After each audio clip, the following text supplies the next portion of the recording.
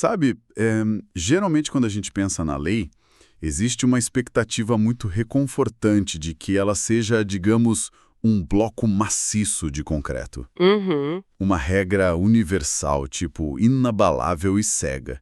Se um crime acontece dentro das nossas fronteiras geográficas, a lógica imediata é a de que a lei brasileira vai atuar, julgar e punir com uma precisão matemática. Igual para todos, né? Sim, essa é a intuição básica. Pois é, mas aí a gente faz uma pergunta provocativa para iniciar a nossa exploração de hoje.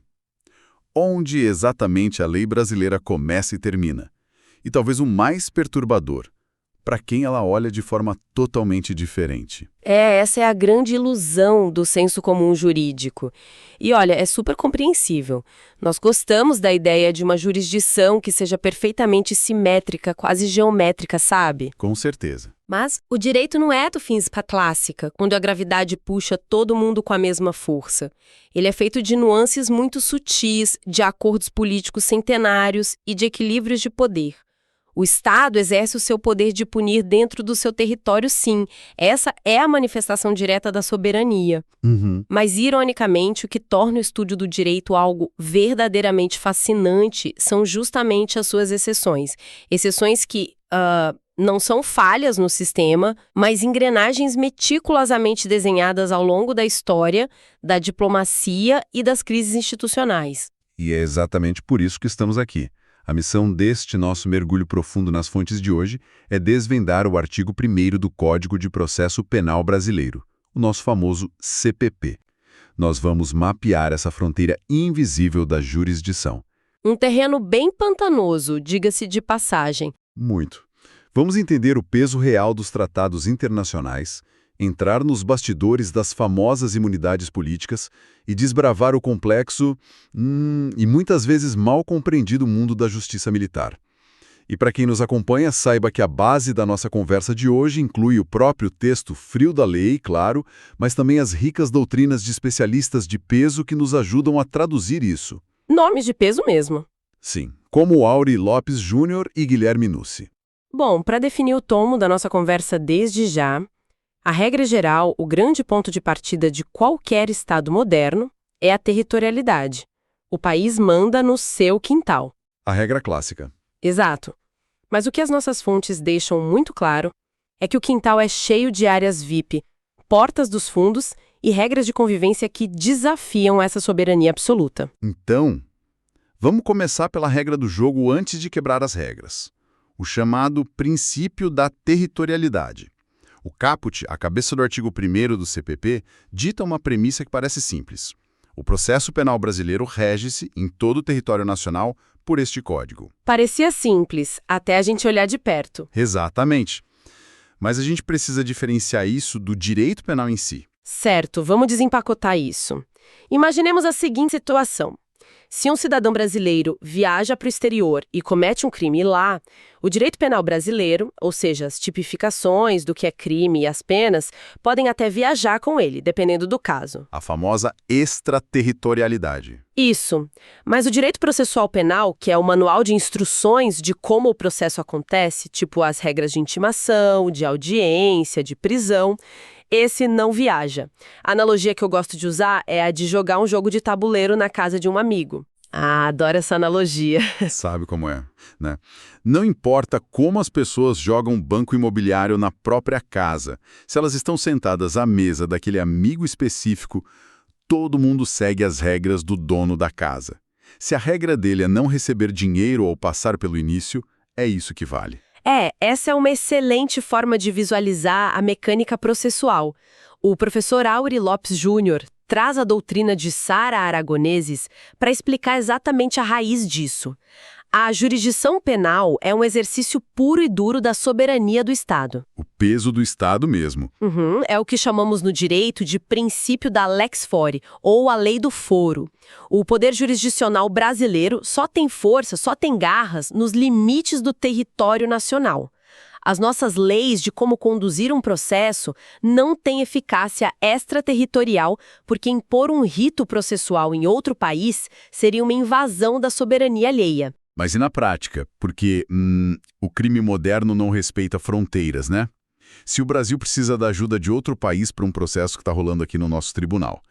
Digamos que a justiça brasileira precise ouvir uma testemunha ocular fundamental que mora lá na França, através de uma carta rogatória. Sim, um cenário super comum hoje em dia. O questionamento natural é: essa oitiva na França precisa seguir os rituais, as formalidades, os prazos e as regras do Código de Processo Penal brasileiro para ter validade aqui? A resposta, amparada de forma unânime pelas nossas fontes, é um sonoro não. O ato processual será realizado lá na França segundo as regras processuais francesas. Segue a regra da casa deles, então. Exatamente. Se a lei francesa diz que a testemunha é ouvida de uma forma diferente, sem a presença de certas figuras que o Brasil exige, o Brasil tem que aceitar. E o mais importante, isso não gera nenhum tipo de nulidade no processo penal que está ocorrendo aqui. Caramba, isso é forte. Muito. Ao necessitar dessa cooperação internacional, o nosso país deve se conformar absolutamente com a forma como o poder jurisdicional é exercido por aquele Estado estrangeiro. É o respeito mútuo às soberanias. A regra da casa do amigo, mais uma vez. Mas é aqui que a coisa fica realmente interessante. Nós estabelecemos que o Brasil manda no seu próprio território. Porém, o que acontece se a regra da nossa casa for deliberadamente suspensa para certos convidados muito específicos? O famoso inciso 1. Ele mesmo. O próprio texto da lei diz que o CPP rege o processo no território brasileiro, ressalvados os tratados, as convenções e regras de direito internacional. O Guilherme Nucci cunhou um termo brilhante para descrever esse fenômeno: a territorialidade temperada. Temperada, gostei do termo. E o que isso significa no mundo real? Significa que o Brasil, de forma soberana, consciente e voluntária, abre mão de aplicar o seu próprio Código de Processo Penal dentro do seu próprio território por conta de acordos globais. É uma concessão mútua entre as nações. Uma troca de favores institucionais. Basicamente, o Brasil não aplica a lei nele e o outro país não aplica a lei no diplomata brasileiro lá fora. Tudo isso para garantir a fluidez das relações internacionais e evitar o que antigamente se chamava de diplomacia dos reféns. E o pilar central que as fontes nos trazem sobre essa territorialidade temperada é a Convenção de Viena, que trata das famosas imunidades diplomáticas. Mas espera aí, eu preciso fazer o papel de advogado do diabo aqui. Lá vem, pode mandar. Um questionamento que quem nos ouve com certeza deve estar fazendo agora. Se a gente abre mão de aplicar o CPP, isso significa que o embaixador estrangeiro tem um passe livre literal para cometer crimes no Brasil? Eu sabia que você ia chegar nesse ponto. Digamos que ele beba além da conta, pegue o carro diplomático, atropele e mate um pedestre em Brasília. Ele pode simplesmente dar de ombros, ir para a embaixada e ficar impune? O que é fascinante aqui é justamente essa confusão conceitual que a palavra imunidade gera no debate público. Imunidade não quer dizer impunidade de forma alguma. Ah, não? Não. O texto da Convenção de Viena é muito meticuloso quanto a isso. O diplomata que comete esse homicídio no trânsito ou em solo brasileiro, de fato, não será algemado pela polícia brasileira, nem será levado a um tribunal do júri no Brasil. Certo. Está livre das consequências legais do seu ato. Ele deve ser declarado persona non grata pelo governo brasileiro, o que significa que ele é expulso do país. Ele tem que fazer as malas e ir embora. Imediatamente. E a parte crucial: ele deverá ser processado e julgado em seu estado de origem, pelas leis penais do país que ele representa. Entendi. Então não é um perdão do crime, é uma transferência de foro obrigatória. Perfeito. É uma proteção para a função diplomática para garantir que o canal de comunicação entre dois países nunca seja cortado por uma prisão arbitrária e não um salvo-conduto absoluto para a pessoa do diplomata. Exatamente. E as fontes detalham muito bem quem entra nessa lista VIP da imunidade ampla. Os embaixadores, os adjudos diplomáticos, os chefes de missão e até o pessoal técnico da missão, bem como os familiares diretos que vivem com eles. Todos esses possuem a imunidade processual penal completa. Mas, e a equipe de apoio? Porque o embaixador não vive sozinho. Ele tem motorista particular, cozinheiro, jardineiro. Eles também ganham esse escudo invisível contra o CPP? É crucial delimitar as fronteiras dessa imunidade, como o Nucci faz questão de destacar em sua obra. Essa proteção tem um limite funcional, ela não se estende aos empregados particulares do diplomata. Ah, então a regra muda para eles? Muda completamente. O cozinheiro pessoal, o jardineiro particular da residência do embaixador, mesmo que tenham vindo do mesmo país e tenham a mesma nacionalidade do diplomata, não possuem imunidade processual penal. Então, se o jardineiro cometer um crime na rua, Ele responde no Brasil sob as regras do Brasil, sem choro. Outro ponto que sempre gera confusão diz respeito aos cônsules. Um cônsul não é um embaixador. é um cargo diferente, né? Totalmente. Ele tem um papel muito mais comercial e administrativo, lidando com vistos, passaportes, relações de comércio. A imunidade deles é infinitamente mais restrita, limitada apenas a atos praticados estritamente no exercício de suas funções consulares oficiais. Entendi. Em crimes comuns da vida privada, o cenário é outro. O CPP se aplica a eles com força total. Ficou muito claro. Nós estabelecemos que o Estado suspende as suas próprias regras para manter a paz global com convidados estrangeiros. Mas agora vamos olhar para as exceções domésticas. Porque a lei também abre mão da regra geral para proteger o próprio Estado de si mesmo. Estamos falando das prerrogativas constitucionais. O famoso foro privilegiado e afins. Exatamente. Pessoas que, por conta dos cargos que ocupam na cúpula da República, têm regras de processo penal radicalmente diferentes. Sim, e aqui estamos falando do topo da pirâmide estrutural, o presidente da República, por exemplo. A Constituição Federal, no seu artigo 86, estabelece um escudo muito específico. O presidente, na vigência de seu mandato, não pode ser responsabilizado por atos estranhos ao exercício de suas funções. Ou seja, se aparecer uma denúncia de um crime comum, sei lá, uma fraude financeira que ele supostamente cometeu 10 anos antes de ser eleito e que não tem relação nenhuma com a caneta presidencial, o que acontece? O processo fica congelado. Ele só poderá ser processado por esse crime comum após o término do mandato. Uma pausa no tempo jurídico. A lógica do legislador constituinte foi que a estabilidade do país é mais importante do que a persecução penal imediata de um crime do passado. Há também a previsão paralela para os ministros do Supremo Tribunal Federal, que nos crimes de responsabilidade possuem ritos de julgamento próprios no Senado Federal. Totalmente fora da regra comum que um cidadão enfrentaria no CPP. Exatamente. E aí chegamos no vespeiro. As famosas imunidades parlamentares dos deputados e senadores. Nossas fontes dividem isso em duas categorias que operam de formas bem distintas. A primeira é a imunidade substantiva ou material. Que protege o que eles falam, né? Isso. Deputados e senadores são invioláveis, civil e penalmente, por quaisquer de suas opiniões, palavras e votos no exercício do mandato. É a proteção da voz. Mas a segunda categoria é a que mexe diretamente com o nosso tema de hoje, o processo penal, a imunidade processual, que a doutrina muitas vezes chama pelo termo em inglês freedom from arrest, ou incoercibilidade pessoal relativa. E a palavra relativa é a chave para não cairmos em armadilhas de interpretação. A regra estabelecida na Constituição é que, desde a expedição do diploma eleitoral, os membros do Congresso Nacional não podem ser presos. Mas sabe como é no direito brasileiro? Quase sempre tem um salvo. E aqui não é diferente. Eles não podem ser presos, salvo em flagrante de crime inafiançável. Uma exceção bem pesada. Sim, estamos falando de crimes gravíssimos que a própria Constituição listou como intoleráveis, como racismo, tortura, tráfico de drogas, crimes hediondos. Se um deputado é pego em flagrante cometendo um desses atos, ele vai preso. Mas o processo não segue o rito normal do CPP a partir daí, não é? Não, de jeito nenhum. A lei diz que os autos dessa prisão em flagrante devem ser remetidos em até 24 horas para a respectiva Casa Legislativa, a Câmara dos Deputados ou o Senado. E aqui entra a fricção entre os poderes.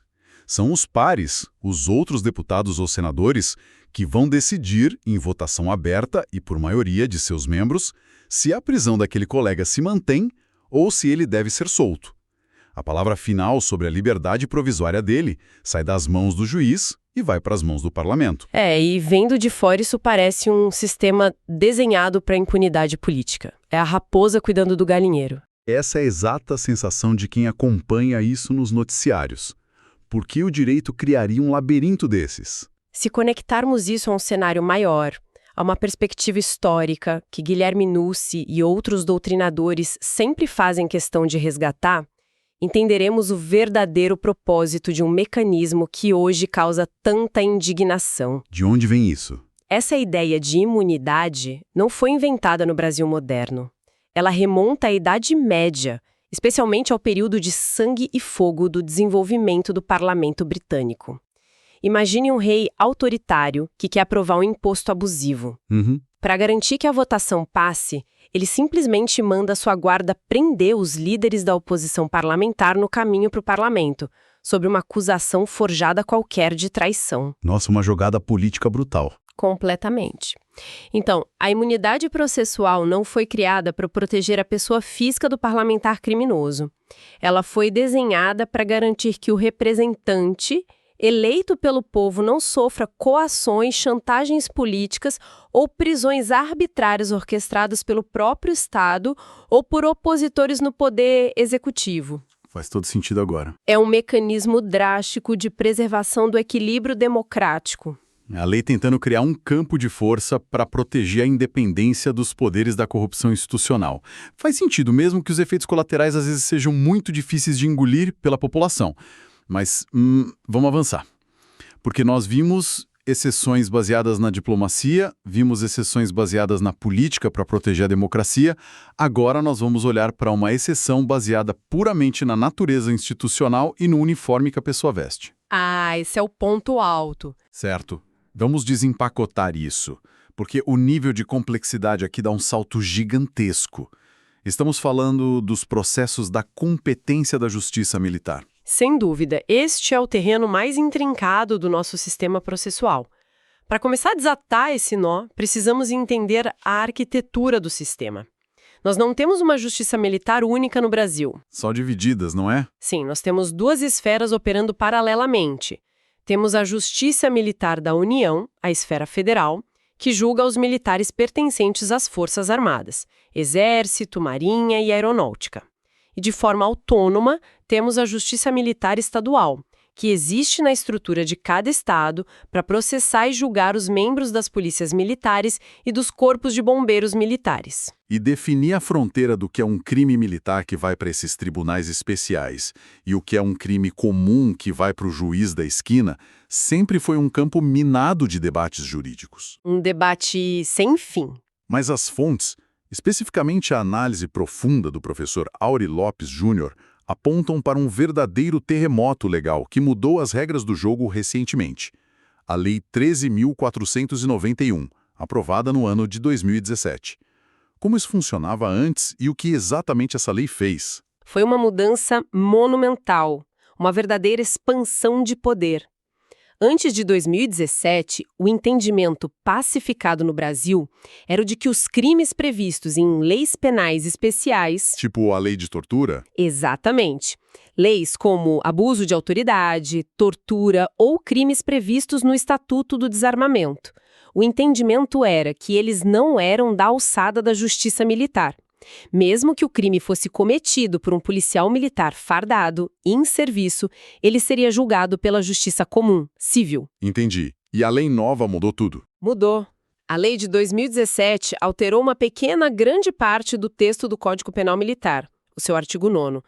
E com isso, ela ampliou drasticamente o escopo jurisdicional. O que significa que eles puxaram esses crimes para dentro dos muros dos quartéis. Exatamente.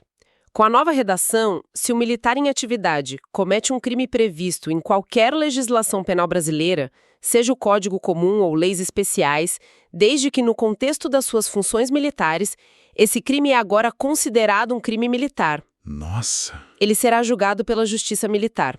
A justiça castrense, como os juristas costumam chamar, atraiu para si uma enormidade de processos criminais que antes eram de competência de juízes civis. E aí surge um paradoxo impressionante que Aury Lopes Júnior destaca e que sempre choca quem não é da área jurídica. Um civil comum, Uma pessoa que, nunca vestiu uma farda na vida, nunca prestou continência, nunca pisou em um quartel para servir, pode esse civil acabar sentado no banco dos réus de um tribunal militar, sendo julgado por oficiais fardados? A resposta, por mais contraintuitiva que pareça, é sim. Sério? Sim. Mas preste muita atenção à linha divisória disso. Isso é possível apenas na Justiça Militar da União, ou seja, na esfera federal, lidando com as Forças Armadas.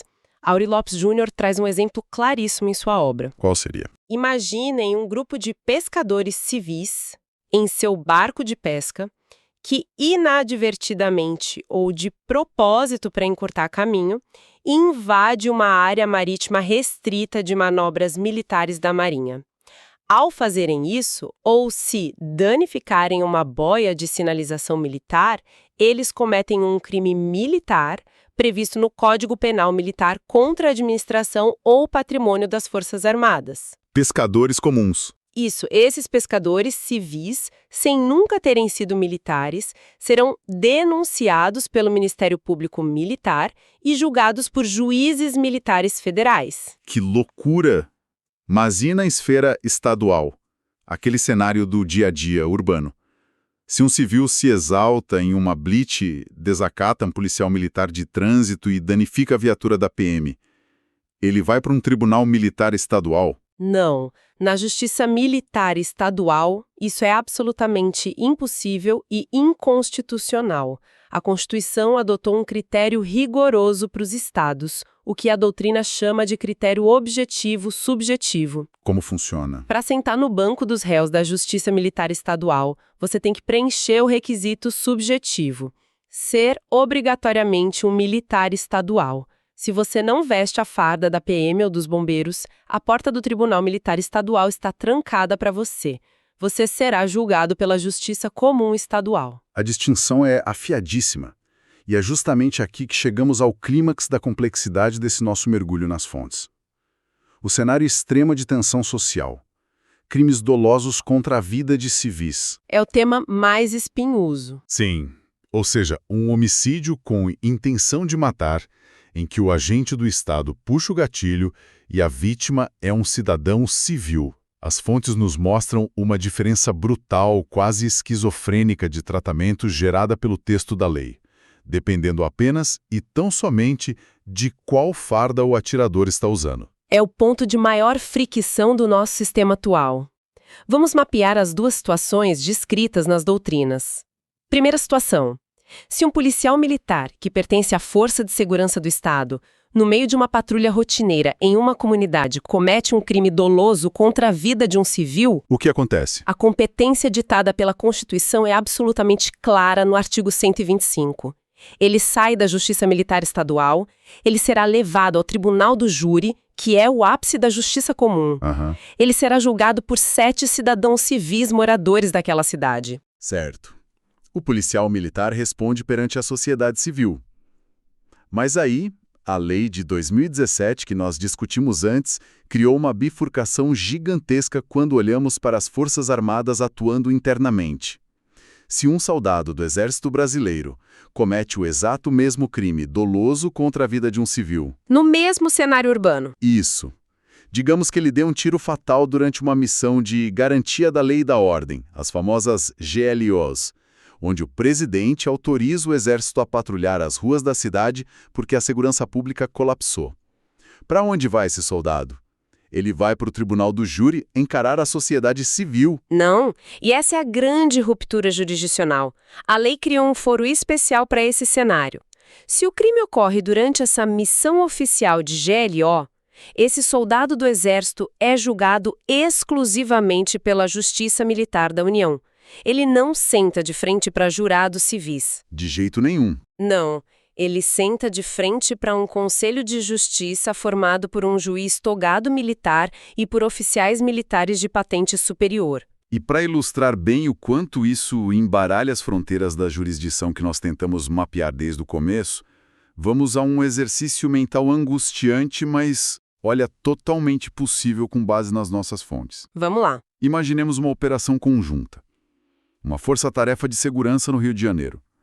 Em uma mesma esquina de uma comunidade em conflito, fazendo uma barreira, temos um policial militar e um soldado do exército trabalhando lado a lado. Um cenário bem realista. Infelizmente. E aí, durante uma abordagem que dá errado, no mesmo exato instante, ambos os militares atiram e cometem juntos um crime doloso contra a vida de um motorista civil. É o mesmo crime, o mesmo local, o mesmo contexto tático, a mesma vítima. O que acontece com o processo penal que vai nascer desse fato? Acontecerá o que o direito processual chama de cisão processual. A realidade fática é uma só, mas a realidade jurídica será dividida ao meio. Os processos serão imediatamente separados. E cada um vai para um lado. Exato. O policial militar estadual seguirá por um caminho, enfrentando o inquérito da Polícia Civil e indo parar, inevitavelmente, no banco do Tribunal do Júri na Justiça Estadual Comum, julgado por civis. E o do Exército? O soldado do Exército seguirá por uma estrada completamente diferente, com um inquérito conduzido pelas próprias Forças Armadas e sendo julgado a portas fechadas pelos Tribunais da Justiça Militar da União por outros militares. É o mesmo fato gerador, resultando em duas esferas jurisdicionais completamente distintas, operando em paralelo. Com ritos diferentes, juízes diferentes. E visões de mundo diferentes. É, sem dúvida, a distorção mais complexa da aplicação da lei da competência no Brasil. Então, o que tudo isso significa para nós, no final das contas?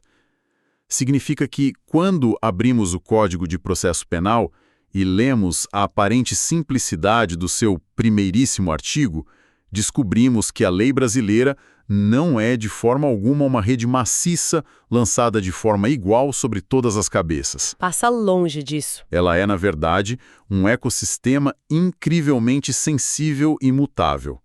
A lei se curva às fronteiras geográficas, ela recua estrategicamente diante de acordos globais de paz para garantir a diplomacia, ela abre exceções rigorosas e até impopulares para proteger o funcionamento da nossa própria democracia contra os seus próprios instintos autoritários.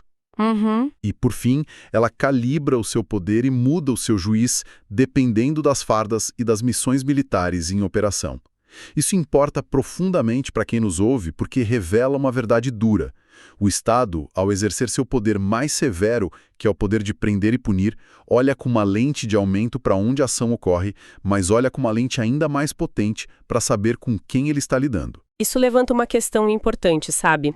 Uma reflexão fundamental construída a partir da inquietação que doutrinadores como Áureo Lopes Júnior manifestam em seus textos.